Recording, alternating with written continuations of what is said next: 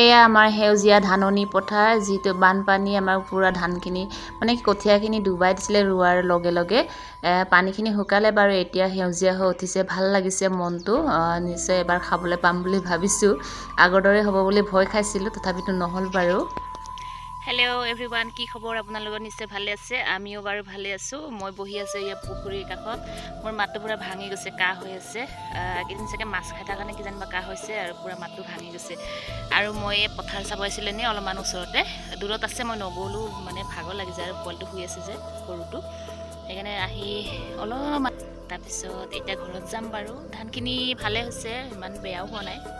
আৰু এটা ৰেচিপি মানে কি, পিঠা বনাইছিলোঁ আলু আৰু আটা দি বিস্কুটৰ দৰে।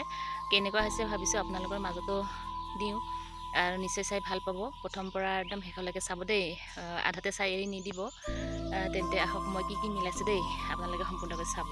এয়া হৈ গ'ল পূৰা দোকানৰ বিস্কুটৰ দৰে, একেবাৰে খমখমীয়া ৰঙচুৱা একদম বিস্কুট। দোকানৰ পৰা কিনি নানিলেও হ'ব, যদি ঘৰত আটা থাকে। মোৰ দৰে বনাব পাৰিব আলহী আহিলে। চক কি ধুনীয়া হৈ গ'ল, খাওঁ খাওঁ লাগি গৈছে পূৰা।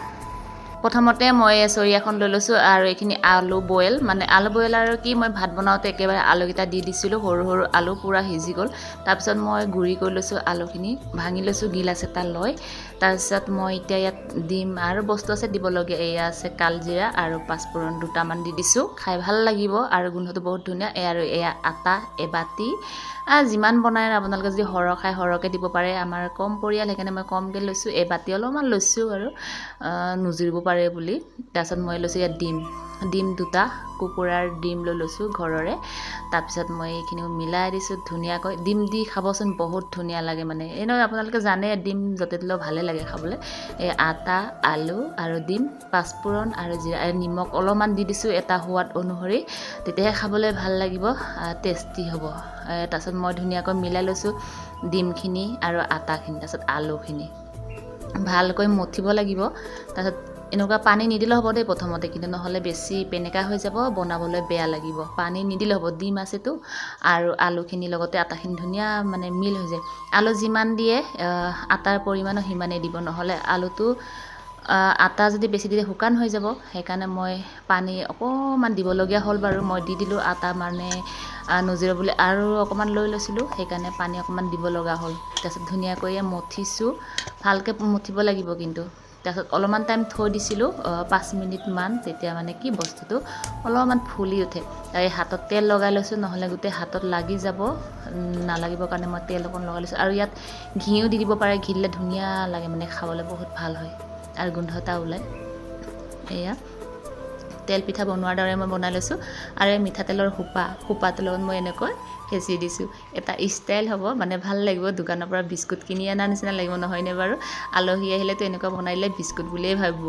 সেইকাৰণে মই ভাবিছোঁ আজি কেইটামান বনাওঁ চাহৰ লগত খাবলৈ, আৰু আপোনালোকৰ মাজত শ্বেয়াৰ কৰি দিওঁ। যিহেতু আপোনালোকে মোৰ পৰিয়াল, যিকোনো ধৰণৰ আপোনালোকৰ মাজত শ্বেয়াৰ কৰি দিওঁ। আৰু এইফালে আমাৰ সৰুটো আমনি কৰি আছে, ডিষ্টাৰ্ব দি আছে, পূৰা হাল্লা কৰি আছে।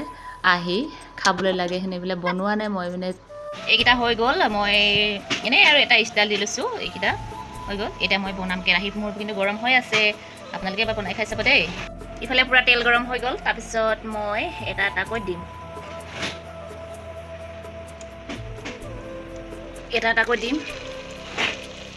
ৰিফাইন হ'লে বেছি ভাল দেই, মই কিন্তু মিঠাতেল দিছোঁ, ৰিফাইন নাই ঘৰত।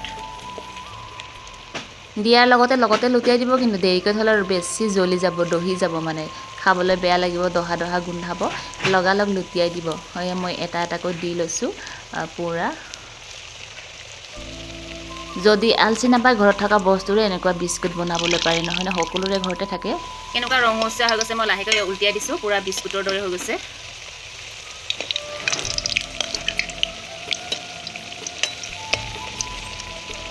একদম দোকানৰ বিস্কুটৰ দৰে। আলহী আহিলে বনাই খাবলৈ বহুত ইজি, সোনকালে হয়। আৰু জুই বেছি নিদিব আকৌ, মোৰ এয়া জুই গেছ নাই দেই, আমাৰ দুখীয়া মানুহ। হ'ল আৰু কেইটামান আছে, এইকেইটা বনাই লওঁ, তাৰপিছত আপোনালোকক দেখুৱাম কেনেকুৱা হৈছে দেই। এয়া বেছি নাই আৰু বাৰু, এইখিনিয়ে লাষ্ট হ'লে আৰু হৈ গ'ল। এয়া হৈ গ'ল পূৰা দোকানৰ বিস্কুটৰ দৰে, একেবাৰে খমখমীয়া ৰঙচুৱা একদম বিস্কুট। দোকানৰ পৰা কিনি নানিলেও হ'ব, যদি ঘৰত আটা থাকে। মোৰ দৰে বনাব পাৰিব আলহী আহিলে। চক কি ধুনীয়া হৈ গ'ল, খাওঁ খাওঁ লাগি গৈছে পূৰা। মই ইয়াৰে এটা খাই চাম বাৰু, আপোনালোকক এয়া ফালি দেখুৱালোঁ। এয়া চক ভিতৰত পূৰা সিজি গৈছে পূৰা গৰমত ঘাম ওলাই গৈছে বনাওঁতে দেই এনেই সহজ কথা নহয় আকৌ বনাবলৈ তাতে জুইতহে আৰু পিঠাটো কেনেকুৱা হৈছে খাই চাওঁ এয়া